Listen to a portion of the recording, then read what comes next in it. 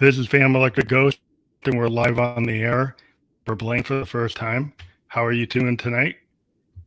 I'm doing great. Thanks for having me.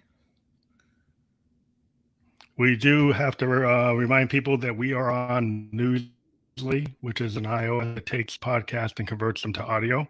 We are a featured podcast on Newsly. So if you use coupon code GHOST, you can get 1 month free premium subscription so you can stop scrolling and start listening. So thank you. And we'll get right into the. You are a retired physician and you've become an author of medical and political thrillers. And you've got three books, right? Like The Undue Influence, Code Blue, the other end of the Stethoscope, and then Beyond the Pillars of Salt, which is like the one that came out in September, right? Right. So the other So two were did you published want to? earlier. No, I just wanted to say I republished the other two so that now they're all three self-published. And so they all kind of look like they came out just in the last 3 months. Oh, okay, that's cool. So now you've gone independent like musicians do. Yeah, and it's much cooler. So just starting from that, like, is there a reason why you went independent? You felt you more freedom or more control over your own content? Definitely more freedom and more control and more transparency. So I can see my sales almost as they happen. I changed my covers up to make them way cooler covers. Mm-hmm. And I get 5 times the royalty, 4 to 5 times the royalties now that I'm independent. Yeah, that's the same reason why musicians and producers we go that way too, because a lot of times I actually talked to an author a couple months back, and they were saying that like they have and their publisher just totally blew by it and just decided to go with something, and they didn't seem to have any control over it, and that would kind of really irk them because it's like you want it to look a certain way, and the cover of a book I think is very important, like like an album cover. Absolutely. um so did you run into that kind of issue So, in the beginning, I didn't know previously? any better. And I learned a lot from the publisher that I used for the first 2 books. But I feel like, they didn't necessarily with covers, it's probably like this with music too. You want to be genre specific. You want someone to be able to look at your book. So, for example, this is Code Blue, and you can look at that and say, "Oh yeah, that I can see that's a medical thriller." And the Hmm. previous, the Yeah. previous one or the previous one for Undue Influences. Now this looks like a political thriller, but people told me that the previous cover looked like it was a psychology self-help book. And when I looked at it, I Oh, said, "Yeah, I guess it kind of it kind of does a little bit." So there was that. I had control over that, and then in addition to that, because if I upload my manuscript and my cover by myself independently, the only thing I pay for is so Amazon, for example, takes 40% of your print books right off the top, no matter what, no matter how many stops it yeah. takes to get to Amazon. Amazon takes 40%. So if I'm going through a publisher, the publisher takes their cut. Then if they went through Ingram Spark takes their cut. Then Amazon takes their cut. Then there's the cost of printing the book. And then whatever's left is the royalty, which I have some arrangement to split in some manner with the publisher. But this way, I upload straight to Amazon. Amazon takes its 40%, subtract the cost of printing the book, and the rest is mine. And so it makes a Yeah, huge difference. that's a better split. Yeah. Yeah, because a lot of times when sometimes you get a really bad deal if you go with like their production services, and you wrote the song and they're getting like 80 and you're getting 20, Right. and you're like, Right. what's that? Like, so a lot of times you go independent and it flips where you're getting 80 and they're getting 20. Sometimes in Exactly. music that Exactly. flip like that. It's just kind of it's all art, and people try to control your art. So did they actually try to control your content? Like the publishers, did they like have a review board or something and actually want you to change things, or did you not run into that kind of thing? So it depends what kind of publisher you use. If you use a traditional publisher, yeah, they can tell you this chapter's got to go. or I want you to write another chapter that does this. They can tell you what your title is going to be. They can tell you what your cover is going to be. I have a colleague who, she's with one of the big 5 publishers, and she's been writing their books about doctors, women doctors, and she wanted to put a male character in there as a main character, and they said, no, you can't do that. You write women character stories. Like, what? No, we're not going to publish with you, you know. So totally, and I found that with my hybrid publisher, to a certain degree, no, you can't do this, you can't do that. And but I had more control, because with a hybrid, you're paying them, so you have a little more control. But it was still, it could be a little bit of friction there. But now, now that I'm doing it myself, I get my own editors, and I got my own cover designer, and I make all those decisions for myself, so I don't have to worry about that. I think that's really good, because like a lot of times what I've been running into, like I've been primarily focused on female singer-songwriters for most of my career as a podcaster. And they were running into a lot of issues when I talked to them with the same kind of thing from the music industry.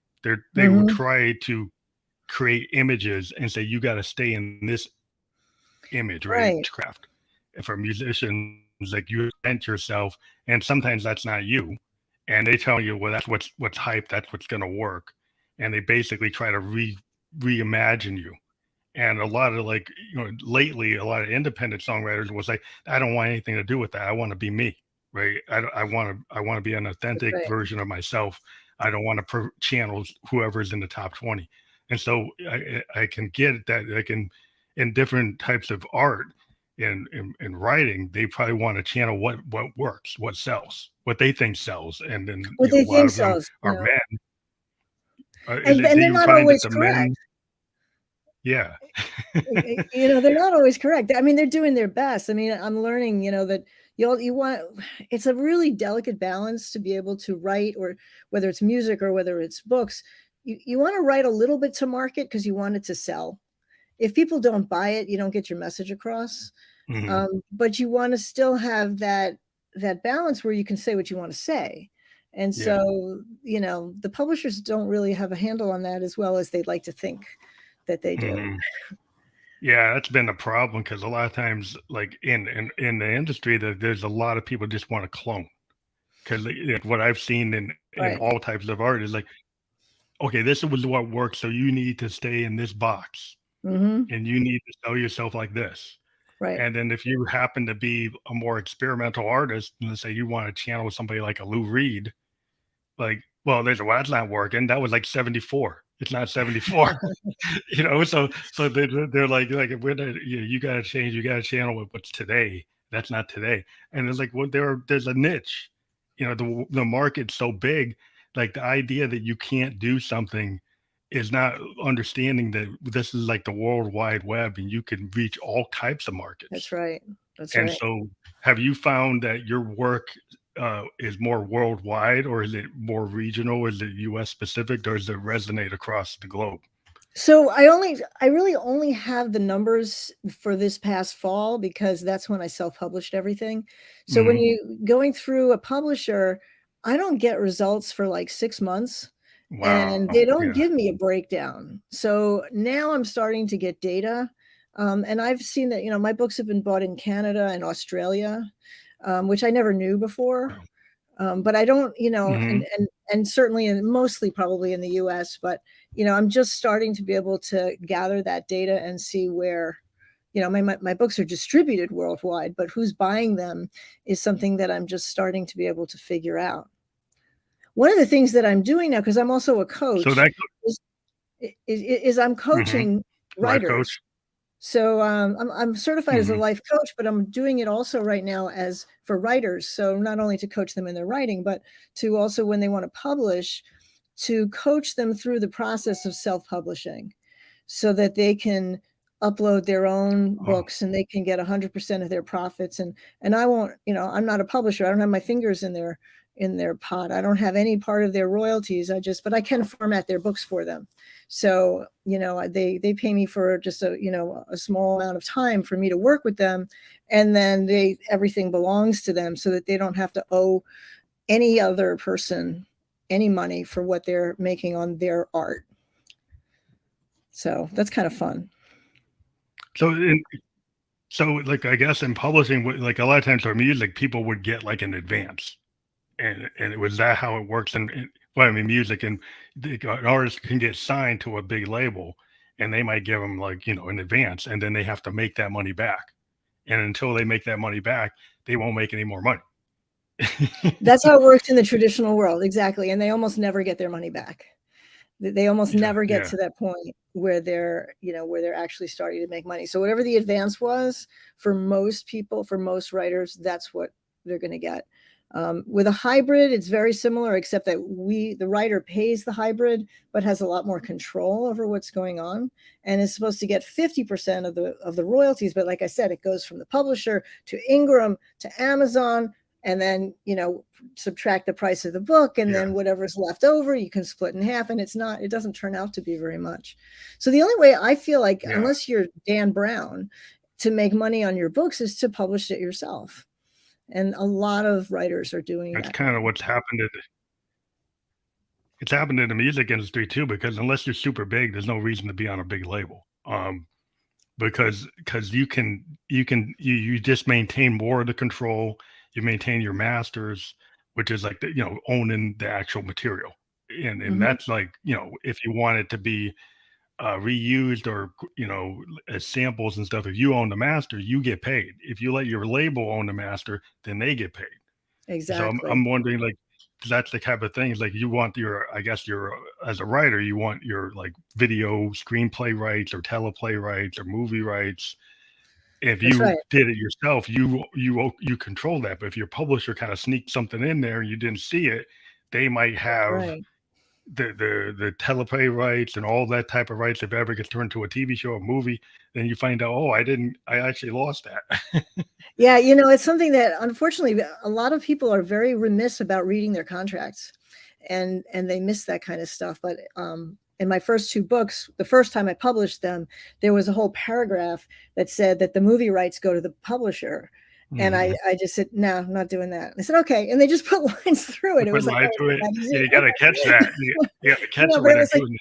If you don't ask, it doesn't happen. And so many people are just like, oh, you're going to publish my book. Oh, okay, I'll just take whatever you can give me. And they're afraid they'll lose the whole deal. So they don't, you can ask nicely for things like that. And you can say, I'm sorry, that just doesn't work for me, But if you self-publish it. And then the other thing to do that I think is really important, and I think this goes for artists as well, is that once it's yours, you should go to the Library of Congress, to the government copyright office, and register your work.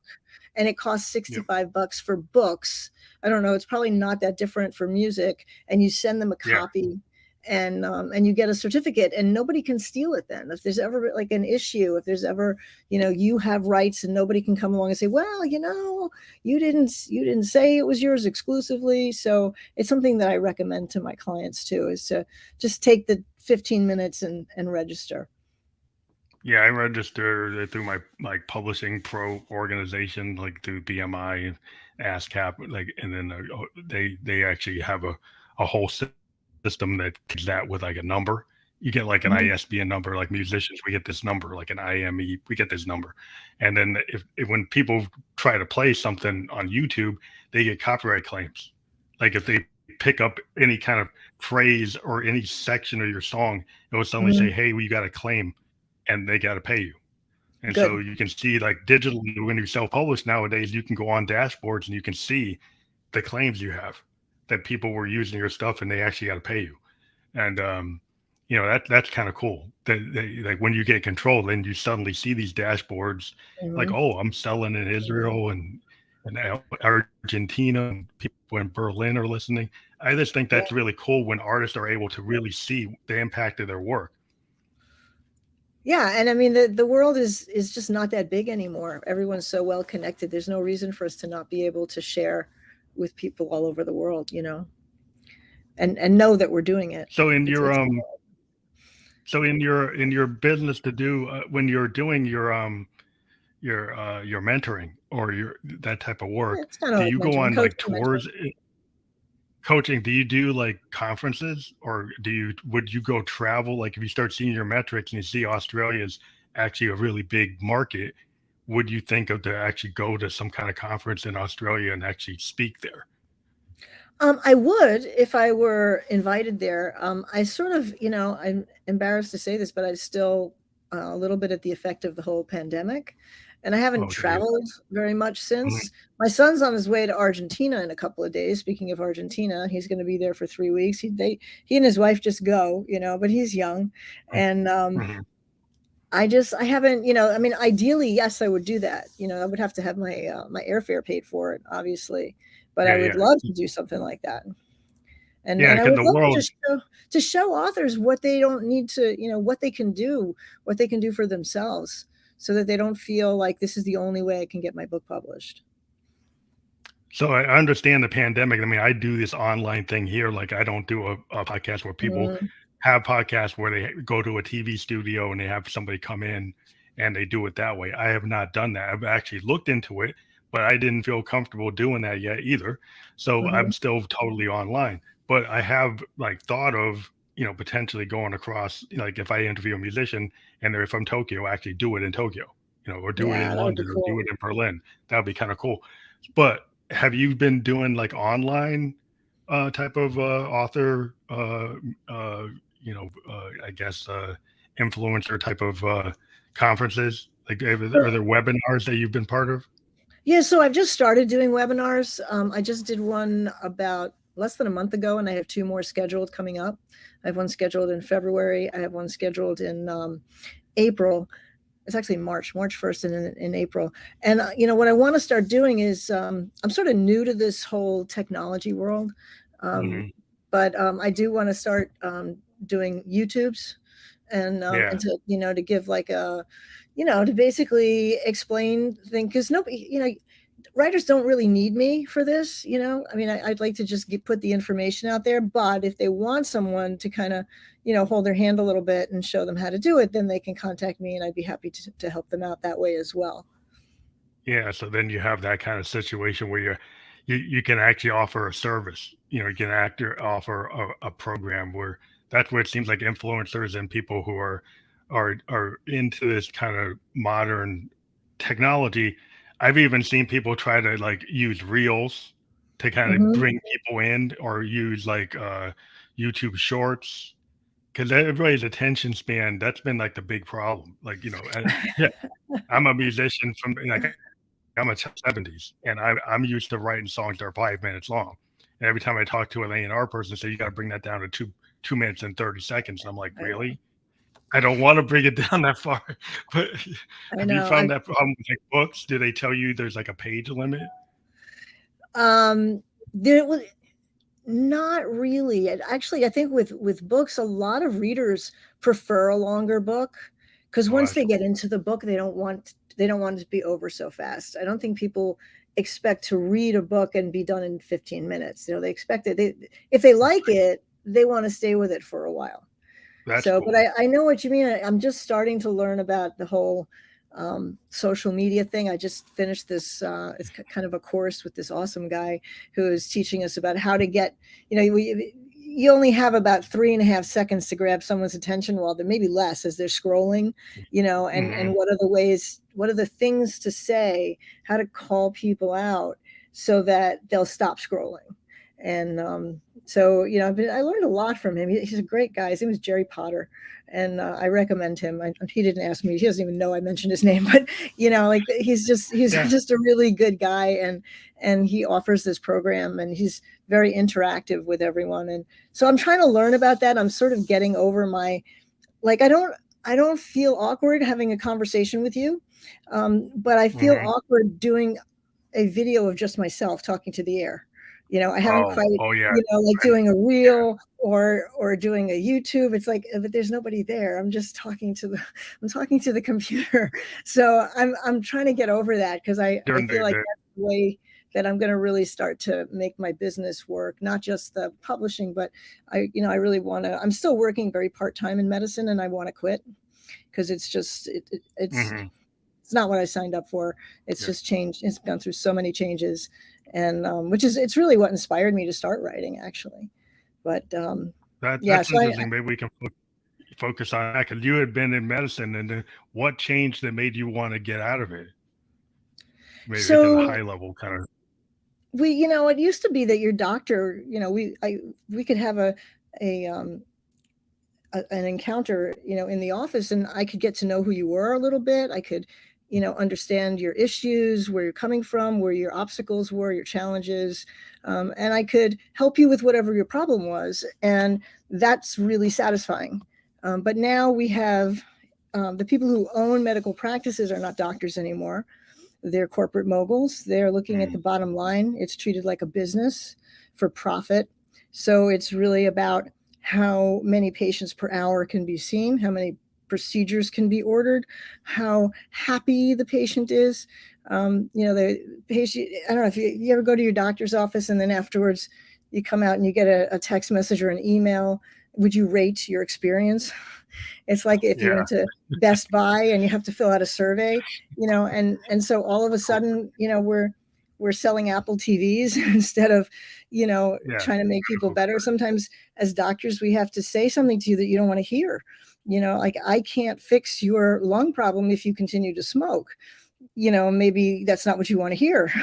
So, or maybe they didn't like the coffee creamer selection in the waiting room. And so, and we get downgraded for those things. It's just become about making money and not about taking care of people anymore. And it's one of the reasons I became a coach, because coaches do what doctors used to do.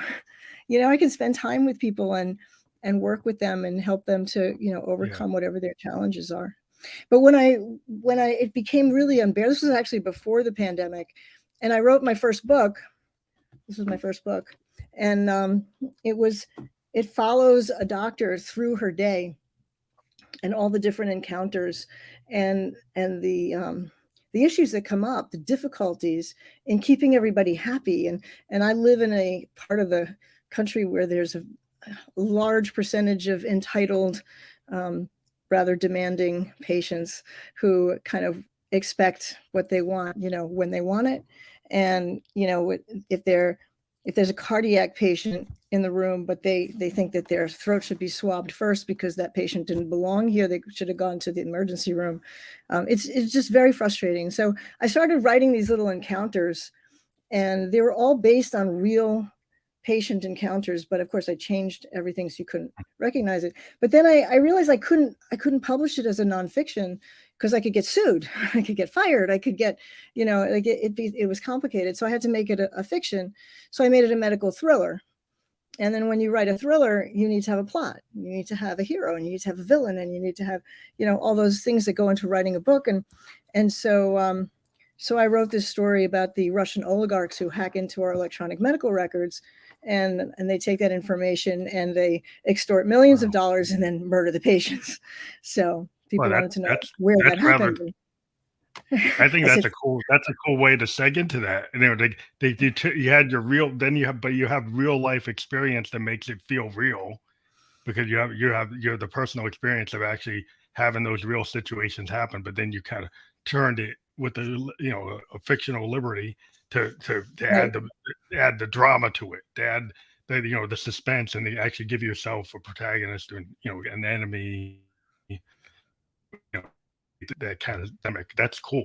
I think that's what the essence of being like a creative person is, that you can take something and then turn it into something that it maybe wasn't that, and you actually built something new. That's the essence. I think why I like to talk to creative people. Well, thank you. So that was and after that I realized that I really loved writing thrillers, and I loved it so much more than practicing medicine.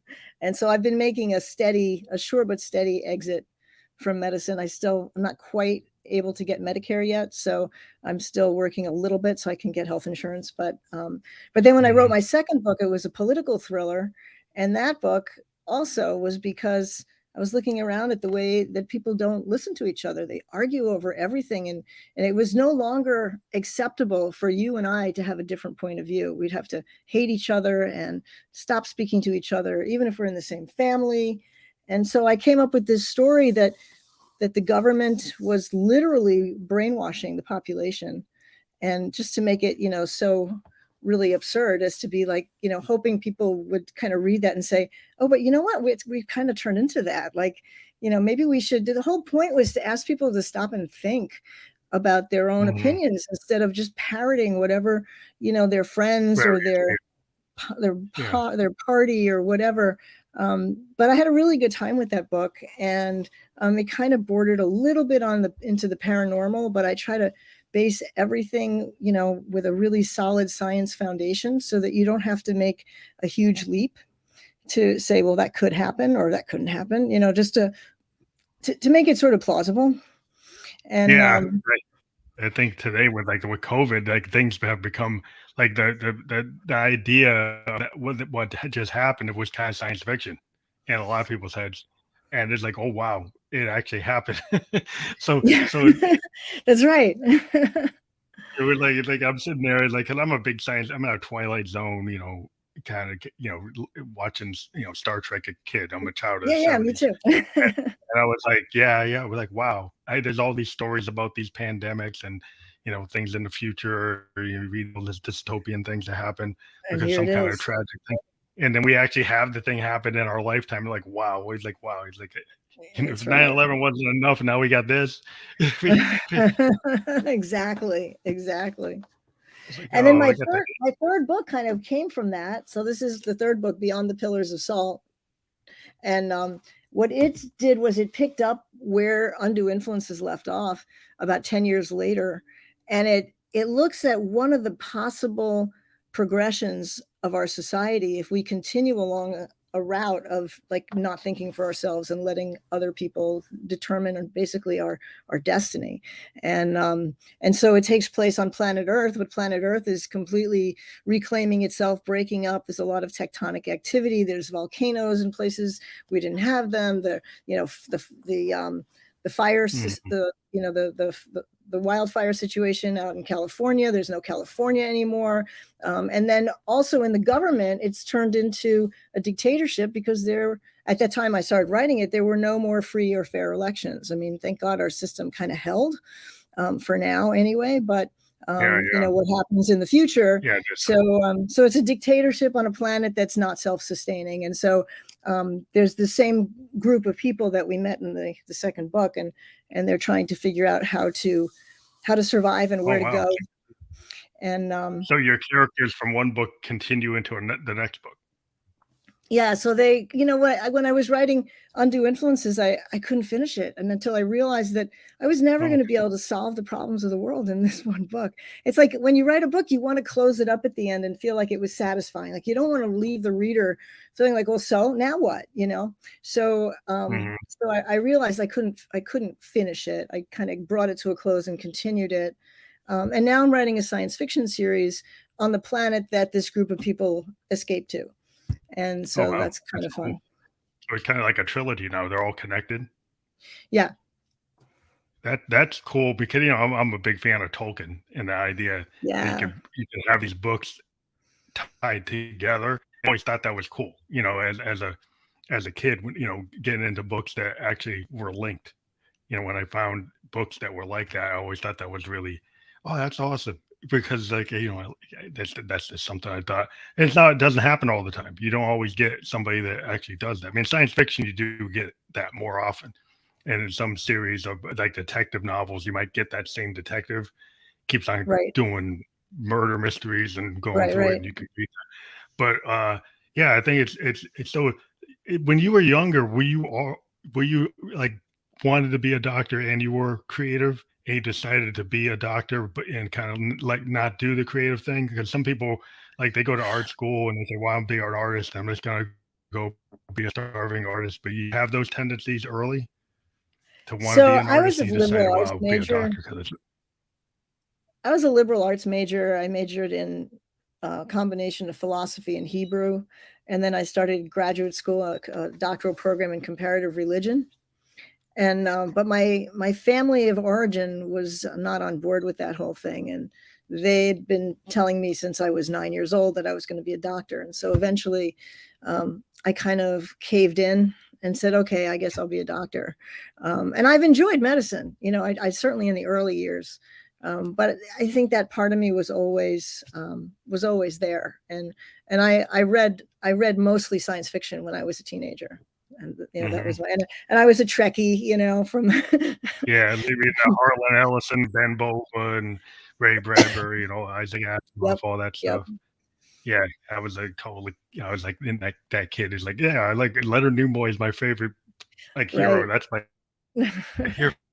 Yeah, because I was to that. I don't know. I was like, I was so into Star Trek. When they went off the air, I was like, what happened? What happened? Yeah, right. I know. And then I was such a purist. Like the next generation was like, yeah, but it's not the original, you know. It's not. Yeah, it's not Bones. That thing going on between Bones and it's like, oh, you green blooded. You know, it was kind of like being able to make statements about racism, but in science fiction, Sterling would do. You know, the monsters on Maple Street. You can make statements in science fiction, and you could put it on TV, and maybe it's controversial, but that's like sci-fi, so you could sneak things in. You can make political statements within science fiction, which I think I always thought that was cool. That you could see it, like if you understood what was going on, it's like, hey, this writer's actually making a statement about what's happening today, but he's putting in this future state. Maybe you don't see that. They kind of get away with it without having. You know, and back then there wasn't as much sensitivity, I think. And the sensitivity is a two-edged sword. I mean, it's like on the one hand, it's good that we're more conscious of the ways that we might hurt people and trying not to do that. And on the other hand, sometimes I think we take it to the point of absurdity. And so you can't say anything without, you know, oh my God, you know. So it's like it's one of those balancing acts. But we didn't have those issues the same way, you know, however many decades ago that was. Yeah, that's the thing about like, you know, all the art today, like the people can be, it's really interesting because the people can be really outrageous in music. We can and say things that we never were allowed to say. But then, you know, if you say something that's more political, then that's a different thing, right? You could be outrageous with kind of like really kind of like bedroom type of stuff or sensuality. But if you go and try to say something about the state of the world in a political way, you can get really pushed down. So you're like, it's like, well, you can have freedom to do this, but you don't have freedom to do that. Right. Yeah. It's like we say, wait, what's the matter? You can't take a joke. No, they can't take a joke. Yeah. It's just, yeah, it's hard because like one of the things that you were talking about, like one of your topics is like you know, like this, I guess it's like, who does it serve to discourage people from evaluating information for themselves and political platforms, you know, to groceries? Is just like people aren't thinking, right? Like you go to a liberal arts school, you know, I went to Bowdoin, and it was about like critical thinking and holistic thought from like the Socratic method, you know, thinking like that way. If you go to a school like that, that's the way you're taught to like challenge things. Somebody said something and said, well, why? Like, can you prove it? Exactly. Can you show me like your evidence, right? People today don't, I don't like a big broad brush, but seeing people, somebody said something like on a talk radio or on a podcast, and they just believe it without checking it out, without looking, without doing any research. It's like, okay, it's like, don't you think you should? Don't you think you should? I remember seeing this post a few years ago. It was somewhere, or maybe on Facebook. So it was an internet post, and it said, so it had like a quote and then the name of the person, and it says, "Don't believe everything you read on the internet," and then it says Abraham Lincoln. Yeah, that's a fun show. It was perfect. It was like, yeah, of course, you know. The point. Yeah, because you can do anything like on the net, you know, with computers and stuff. You can shape anything the way you want. You can make somebody look like they're saying X, and they did say it, but you take it out of context and you shape it. You can shape things to whatever you want with the tech. And so you've got to have critical thinking. That like, okay, what do you believe? Like you, without somebody telling you what to believe, like what are your core beliefs, right? And And my then point with that statement about who does it benefit is that, if we don't unpack those things and look at them, what we don't realize is that we're being manipulated. Why are we being manipulated? Some other entity has an agenda that involves us but does not concern us. Like, it doesn't have our interests in mind. It involves us because it wants us to spend money usually, or give them power. It's usually about money or power. And so if we don't recognize those things, then we're just being led around. And that's, if you want to be led around, that's fine, but you should, maybe it's your girlfriend or your boyfriend that's saying, come this way, I'm going to bring you into the kitchen and give you, to show you what I made. But it might not be so innocent. Usually it's not that innocent. And one of the things that they're playing with is the fact that we're so inundated by all of this information that's coming at us so quickly that it's very difficult to stop and unpack each thing that we see. And they're counting on that. The proverbial the people who want to manipulate us are counting on the fact that it's just too exhausting to analyze everything that comes at us. And so when they show us a commercial, or they show us something on Facebook, I mean, half the time what we see, what Google shows you, is only those things that it already has figured out you want to hear. It doesn't show you the other side.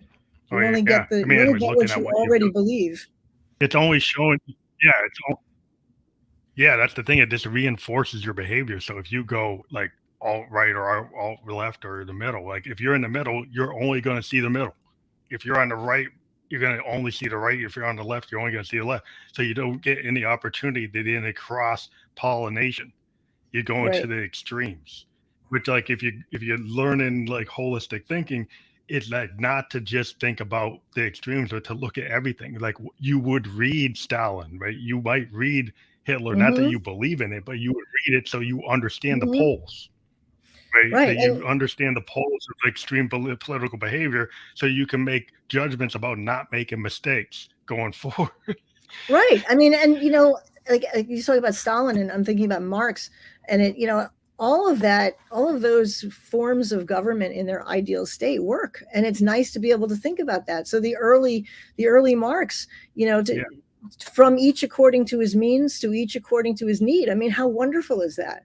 The problem is it breaks down because people are inherently lazy and they're inherently greedy, and that's just part of the human condition. And so the people who can give more are not necessarily willing to give more at a certain point, and the people that need may decide they need more than they really need. So it doesn't work, but in the ideal state, it does work.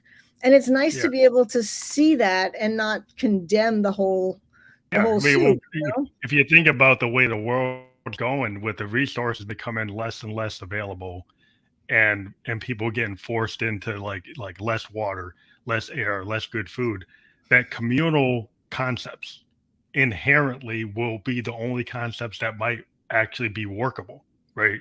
Because individualism, if your resources are gone and you don't have enough, then either you're going to get into a fight where they just say whoever has the bigger stick's going to take everything, Right. and so you end up having like all kinds of bad behavior.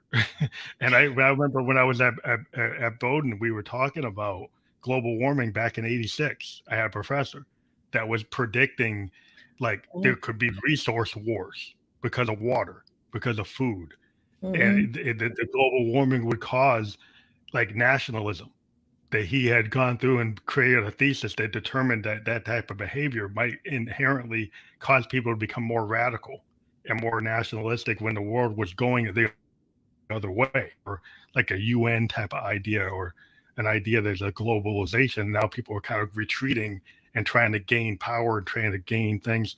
And he would actually had a thesis where he pointed out how that could happen. I was a political science major, and I was like, wow. And like a lot of things my professor, I would tell my wife, my professor told me in '86 is actually happening, because he was a thinker, he was. But there's some people today. I'm like, are people thinking? It's like you have a brain. Don't just get overwhelmed with inputs. Yeah, I think the problem is we're getting overwhelmed with all the inputs and we're not taking the time to like turn it off and process it. And they're also, they're teasing us with temptations. They want us, the things that we get hit with are things that promote convenience, for one thing, which is like the problem with the doctor's offices. Fashion's got to be the best fashion, and the excess of, whatever, like those have become the things that everybody goes for.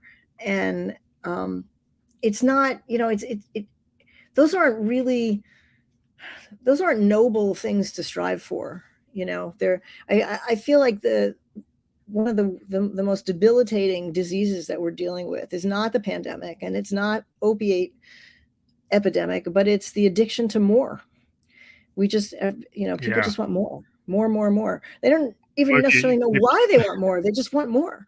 And it becomes this well, yeah, hunger, it's for crazy no because you other think about, reason. cars, like the prices of cars, if you think about like the car, people are going and investing 100 grand into a car. And I'm Yeah. like, really? Like, why do you think that that's the right thing to do? And they're being forced into it because of kind of peer pressure to look good, look better, kind of show that you're successful. And then not they like, wouldn't that be better to put into your own education, right? Wouldn't that Yeah. be better to actually put into, yeah, like your own health? Buy something to work out. Right. To go and take courses or think or help somebody, donate to something. And it's just about, oh, I got to show off. So the show off thing is just so much. Even in music, I get kind of really discouraged because like I grew up with Dylan and Neil Young, Buffalo Yeah. Oh, I Springfield love saying the Neil things they Young. said. Yeah, and then people just now just saying like, look at the car I got, look at all the gold I got. Like, what is that? Why is that? I think that something gets messed up in our heads. So there's certain basic needs, right, that we have. We have the need for security. We have the need for love. We have a need for shelter, for warmth and clothing. We also have a need for community and connection. And somewhere along the line, that I feel like gets confused with the need for conformity. So community doesn't have to mean conformity. You don't have to be just like everyone else to be able to be connected with everyone else. But it just gets like the wires get crossed, and it's like, people won't accept me if I don't look like them, dress like them, eat like them, drive a car like them. And it also comes back to, people aren't thinking for themselves. You see, you're saying, why don't people stop and think about this? It's effort. It takes effort, it takes work to think these things through. And most people, especially now when everything happens so fast, it takes time to think things through. And for most individuals, that's not a luxury that they're willing to invest in. They want what they want now, not even in 10 minutes. It's sad. Well, I am envious of the reader audience compared to the music audience because at least the reader audience still actually will stay with you for your book and to actually read the content. The problem I think a lot of times today people are so distracted. As a producer and a musician, we can't get people to listen to a whole record. We Yeah. have to put out singles, and we can't get people to stay with us for like a full. And to me, like an album is kind of like a short story. It's actually representing the full picture of an artist, and the deeper tracks are like the deeper parts of a book, right? Like the Right. single is the obvious thing. It's like the cliff note of an artist, but the deeper tracks represent the core of who that artist really is. And if you never really listen to anything other than the single, you don't get the full picture of who that Yeah. artist is. At least with a Right. writer, if you read the book, you're going to get the full picture of that that author. But So even with that's kind writing, it's you have to grab someone in the first few pages, sometimes the first paragraph. If you want them to read the book, it has to you be, got to you have care. to make them care about the character immediately. You have to, they teach you, you don't start by, you have to give a certain amount of the background, like explain, what's going on in the world that you've been Mhm. transported into. But you have to find some reason to care within the first couple of paragraphs, or people won't read the book. And so when you go to Amazon, you can, almost always you can you click on a book, you can look inside, and it'll let you read, the first 15 pages or so.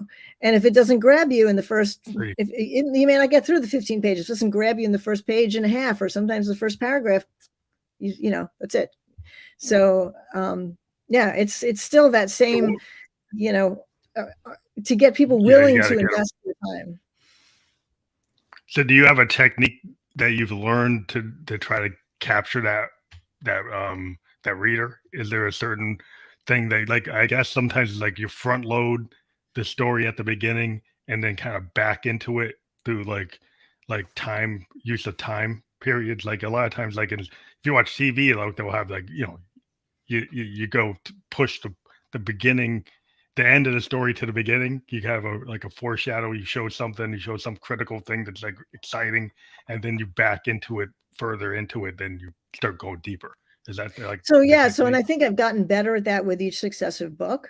But yeah, so in the beginning of the book, I try to start with something compelling, something there's got to be action. So in the first chapter of the book, there's got to be a lot of action that draws the reader in, and like, what is this? And then at the same time, something that makes the reader care about the character that's being acted upon or doing the acting.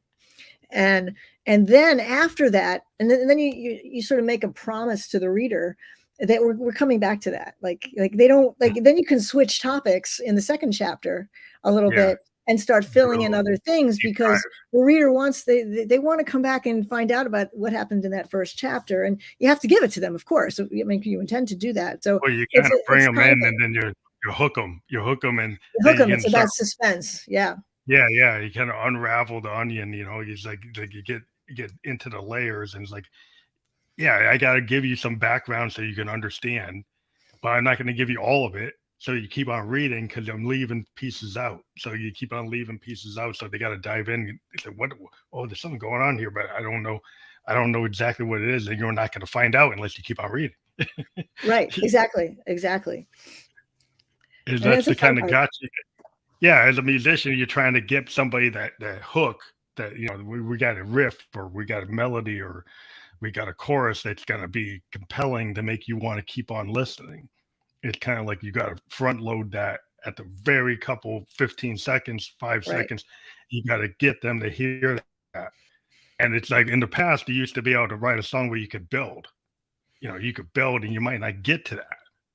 Right. So like that's the difference. Like if you're an old school like writer, you're like, well, I want to build it. I don't want to front load it. I want them to get to it by like the third minute. That's when it starts really kicking in. And people aren't willing to listen past 2.3 minutes. I know. It's, and you know what? It's sad because the people who don't put in the time for those things, they miss out. They don't know they're missing out, but they do. There's a whole dimension of experience that they're not getting. Yeah, I think it's just that people are so distracted. What I've been is like, take the favorite creative person you're into, right? And take the time to like read a book, like to take the time to read the paper, right?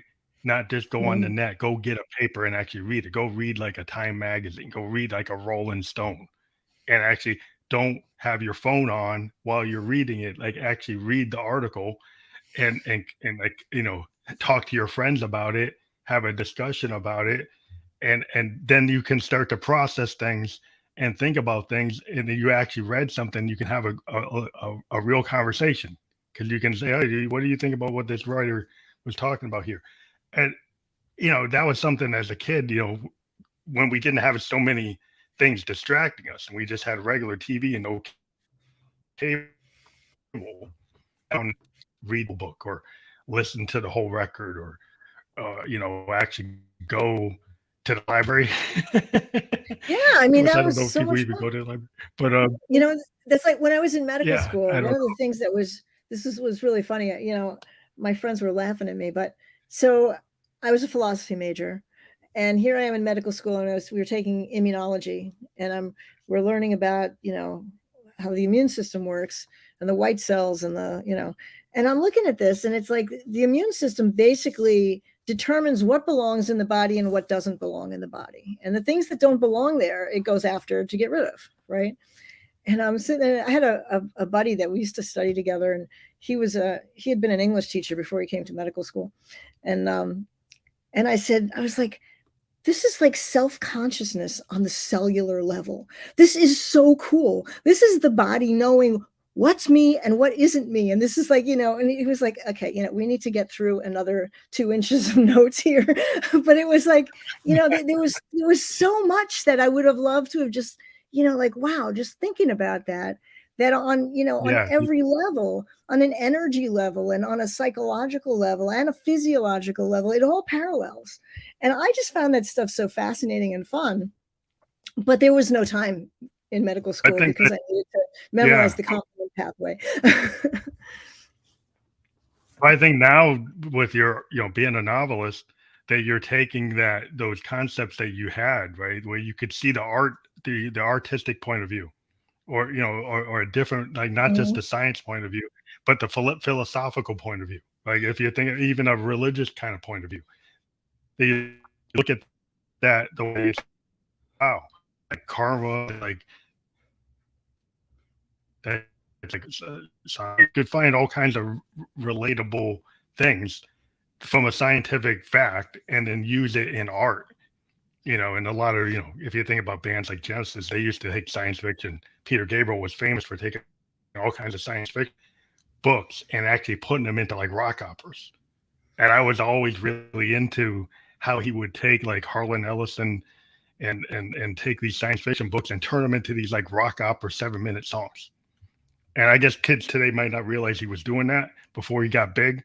But like in Genesis, when he was the lead, that's what he used to do. And I think it would be cool if kids would actually go back and look at how Peter Gabriel got to be who he is. Because if you see the early work, it's really complex, and it's actually coming from a really cool place. But that's why I think it's just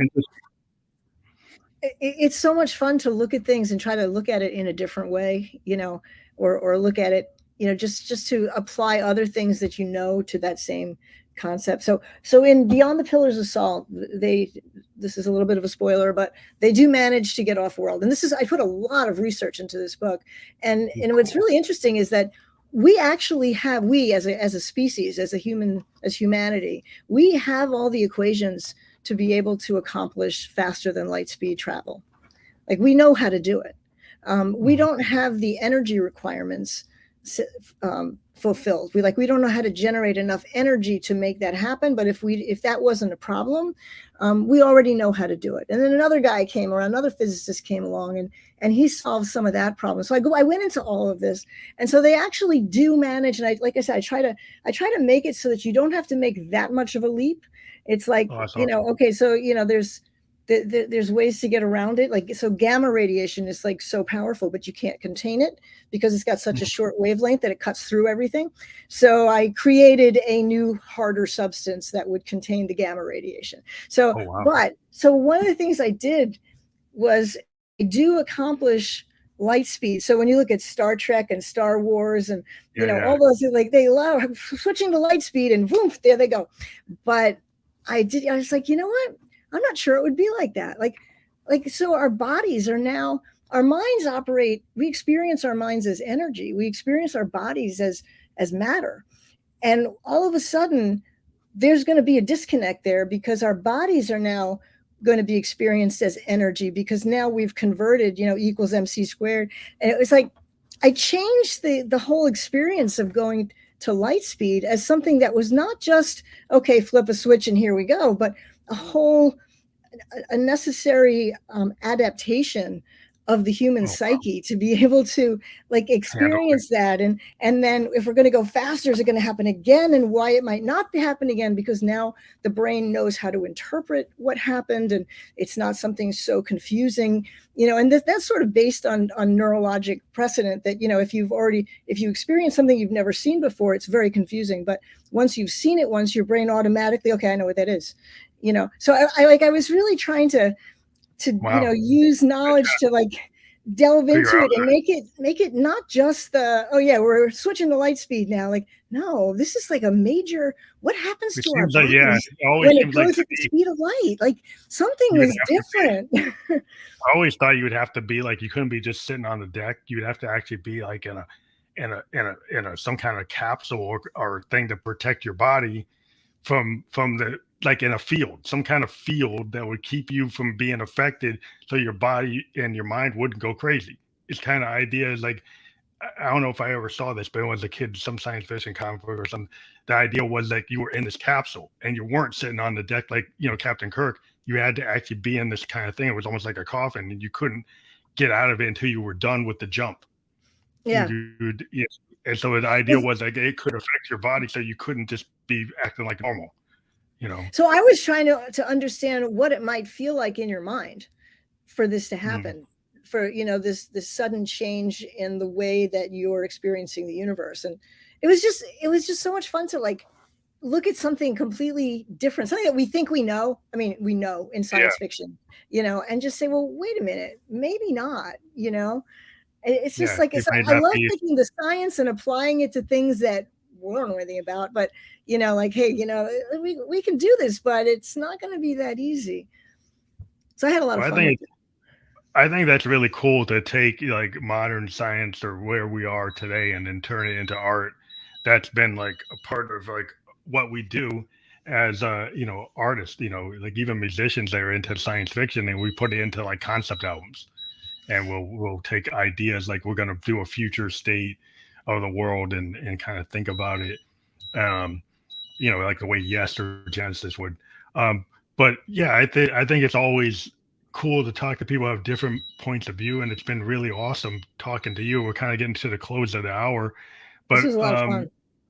yeah, I love doing podcasting. I got into it because like you get to know people, you get to get, you know, uh, all types of people. Initially, I was only doing musicians. Now I opened it up to authors and all kinds of other creative people, and it's just fun. And I want people to encourage people to go to your website, deborablaine.com, and check out everything. And that's where everybody can get everything about you, right? They can get into all the books, find out where they can get them. Is that the best place? Yeah, so the books are there. There are links, you know, to buy them if you're interested. I have a mission statement, which is kind of touches a little bit on what we started out with. I have a blog, and I have my coaching practice is on a separate page also. So if anybody's interested in getting some help with writing or publishing their books, but yeah, thanks. So your coaching, they can get into that, and you have like your pricing and how you get in contact with you for that. All that's there. So I don't have the pricing specifically, but I do have there's a place where they can book a free discovery session, you know, where we can just chat Oh, for cool. 20 minutes So or you do a so, free see session first. if I'm somebody that might be able to help them. And because depending on what I'm coaching them on, so for example, if it's writing a book, that's a different kind of protracted process. If they've got their book and they just want it published, that's like a one-time fee, you know, that's just until it gets done, and it's, you know, it's not very expensive. But there's you know, they can just book a session. There's a link to Calendly, and they can just book a session so we can just chat. And that's, you know, just and I love to meet authors anyway. So whether they decide to use my services or not, I always have a good time meeting people that way. That's awesome. I am very happy that we had this chat, and Me too. this will be out there on Spotify video podcast, Anchor FM, and Apple by tomorrow. And we're going to send you a landing page that you can use, Great. where we'll have all the social media. But thank you. Have a good night. We're in New Hampshire, so it's nighttime here. But Yeah, I'm in New York. It's nighttime here too. we're both on the East Coast. That's cool. It's a snowstorm here today. But Oh. yeah, everybody check out DebraBlaine.com. We always encourage everybody who watches the show to click the links. These links are clickable when it gets on Spotify and Facebook. Like the final publishing, like the permanent links will actually have those that will be clickable. So thank you very much again for being on the show. Thank you so much. This was a whole lot of fun. I really enjoyed talking to you. And good luck with your music.